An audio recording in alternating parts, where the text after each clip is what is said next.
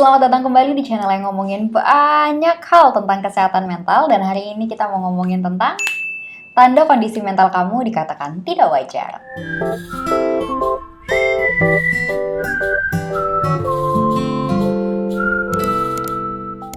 Selamat datang di channel yang ngomongin banyak hal tentang kesehatan mental. Dan hari ini kita mau ngebahas tentang kapan sih sebenarnya kondisi mental manusia itu dapat dikatakan tidak wajar. Nah, untuk bisa membahas hal ini, kita akan ngebahas dari sudut pandang psikologi abnormal atau abnormal psychology, yaitu adalah sebuah cabang ilmu yang mempelajari tentang pola-pola abnormalitas atau ketidakwajaran dari seorang manusia.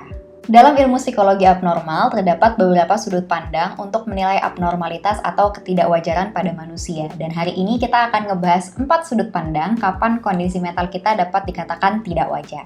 Tapi sebelum masuk ke videonya, aku minta tolong dukungan kalian terhadap channel ini dengan klik tombol subscribe. Dan sekarang kita masuk ke videonya. Sudut pandang yang pertama adalah sudut pandang disfungsi. Sudut pandang ini menyatakan manusia kondisinya tidak wajar ketika ada salah satu aspek di dalam dirinya yang berfungsi tidak sebagaimana mestinya.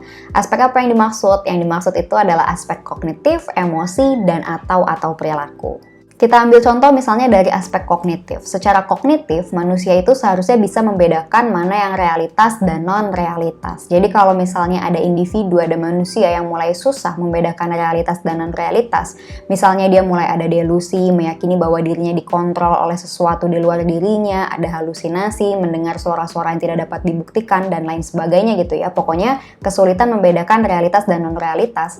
Itu artinya kondisinya sudah tidak wajar, karena ada fungsi kognitif yang disfungsi, yang berfungsi tidak sebagaimana mestinya. Atau misalnya kita ambil aspek lain, aspek emosi misalnya.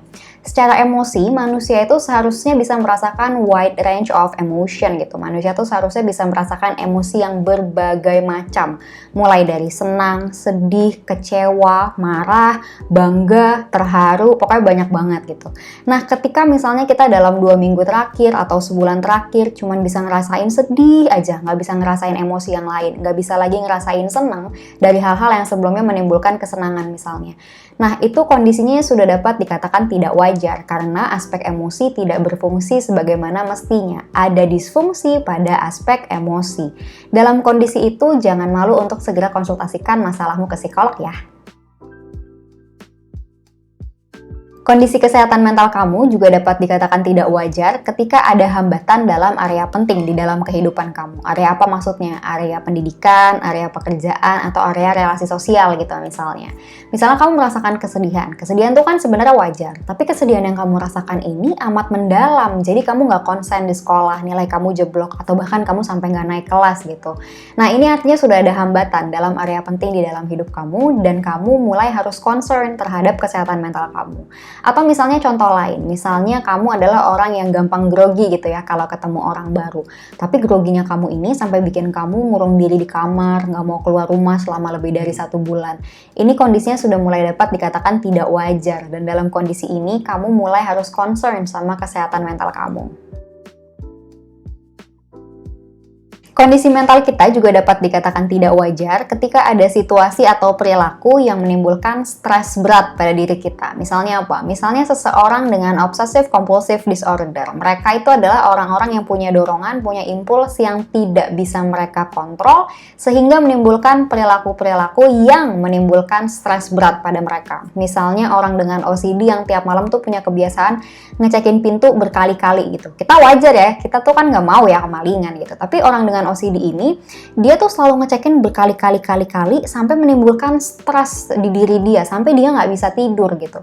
Dalam kondisi ini mulai bisa dikatakan tidak wajar gitu. Beda sama teman kalian yang mungkin kalian lihat suka bebersih, suka beres-beres gitu ya. Terus langsung di label OCD gitu. Padahal belum tentu. Kalau misalnya kondisinya tidak menimbulkan personal distress, belum tentu dia OCD. Bisa aja emang dia hobi bebenah gitu.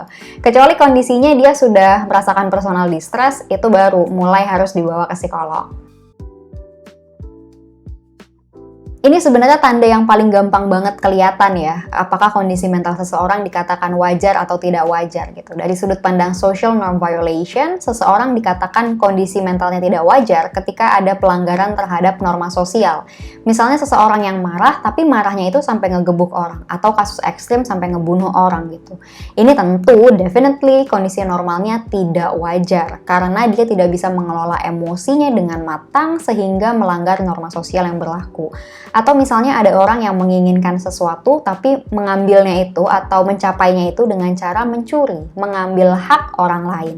Ini tentu juga kondisi mentalnya tidak wajar karena dia tidak bisa menciptakan problem solving yang matang dan dia melanggar norma sosial yang berlaku gitu. Kalau misalnya kalian ngelihat tanda-tanda ini pada anak kecil atau pada remaja, misalnya anak kecil yang marah langsung mukul temennya, remaja yang gampang banget nyuri barang temennya, itu harus segera dikonsultasikan ke psikolog.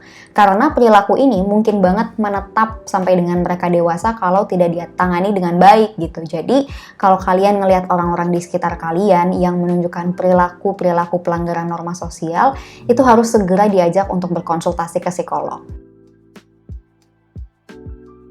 Nah, itu tadi 4 sudut pandang kapan sih kondisi mental kita mulai dikatakan tidak wajar. Kalau kamu gimana nih? Kondisi mental kamu masih dikatakan wajar atau tidak wajar? Coba ceritain di kolom komentar. Seperti biasa sebelum videonya aku akhiri, aku akan selalu bilang kalau aku hanyalah manusia biasa yang masih terus belajar. Jadi kalau ada dosen atau psikolog yang lebih senior yang menilai ada kekeliruan dalam apa yang saya sampaikan, mohon koreksinya agar saya bisa menjadi lebih baik lagi. Terakhir, yuk kita berkontribusi dalam meningkatkan kualitas kesehatan mental di Indonesia. Dukung channel ini dengan subscribe, like, dan share video ini ke teman-teman kalian. Terima kasih sudah menonton sampai akhir, sampai jumpa di video selanjutnya.